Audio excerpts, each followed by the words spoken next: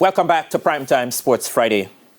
Norman Manley ended their 2024 ISSA Manning Cup campaign on a high after their 2-1 win away to Holy Trinity in their final game in Group G on Friday.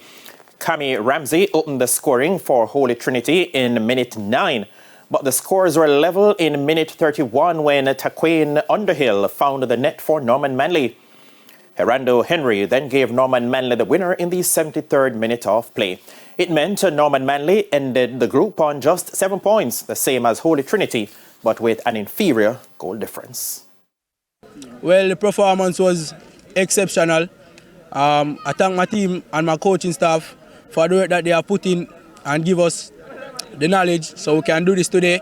And I thank them very much. From summer come straight down, they have been supporting us and they are doing a good job to give us the work that we need to do. Holy Trinity's captain Kevin Hamilton says his team will now have to retool as they aim for better results next season. We want to get the 10 points, but I think it didn't work out. We have conceded 2 goals that didn't need to concede. We play good. We gave Katherine and Georges a fight. But when we come to the easy team, we kind of lack confidence. And so we step up next year. In the meantime, St. Catherine High went through a top Group G after clipping many-time champions St. George's College 1-0 at Winchester Park. It meant St. Catherine ended with 22 points and St. George's College 19.